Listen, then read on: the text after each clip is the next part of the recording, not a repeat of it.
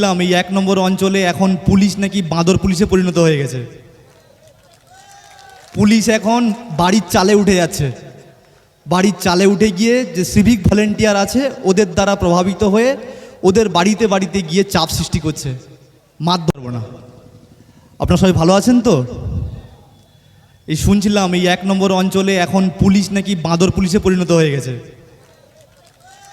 Police এখন বাড়ির চালে উঠে যাচ্ছে।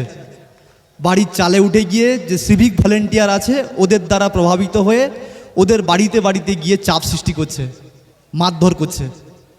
তা আমরা এই ব্যাপারটা নিয়ে আইসি সাহেবকে জানিয়েছিলাম। বেশ কিছুদিন নিরপেক্ষতার সহিত কাজ করেছেন, আবার কোথাও গণ্ডগোল হয়ে গেল। সেই কারণে নির্বাচন কমিশনারকে ব্যাপারগুলো জানিয়েছি, মেল করিয়েছি এবং আমাদের যাদবপুর লোকসভার যিনি পুলিশ অবজারভার আছেন ওনাকেও লিখিত আকারে এবং মৌখিক আকারে জানিয়েছি।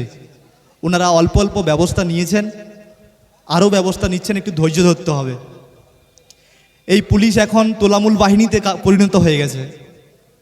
তারপরেও কিন্তু আমরা যথেষ্ট শক্তিশালী এবং আমাদের সংগঠনকে ওরা কোনো অংশে হার মানাতে পারছে না।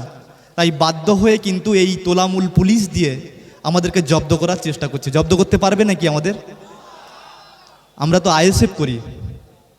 তো সেই ক্ষেত্রে যাদবপুর লোকসভায় তথা ভাঙড় বিধানসভার যে উল্লাস দেখেছি, যে জনগণ যেভাবে সাড়া ফেলছেন এবং কান্নাকাটি করা অবস্থায় ফুলের মালা দিচ্ছেন, যে কোনো প্রকারে যেন প্রকারে এই তৃণমূল এবং বিজেপিকে যে কোনো প্রকারে হটাতে হবে।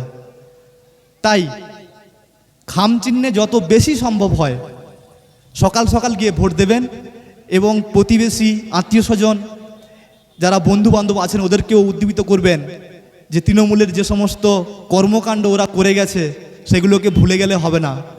বা 500 টাকার ওই টাকা নিয়ে নিলাম বা বিরিয়ানি খেয়ে নিলাম, দিয়ে আমরা ভুলে গেলাম, অন্য কোথাও চলে গেলাম, এটা করলেও চলবে না। অতএব বেশি বেশি করে খামচিহ্নে ভোট দেওয়ার জন্য সবাইকে বলবেন, জানাবেন, যেন তেন প্রকারে এই তোলামূল বাহিনী এবং বিজেমূল বাহিনীকে পরাস্ত করতে হবে। ধন্যবাদ।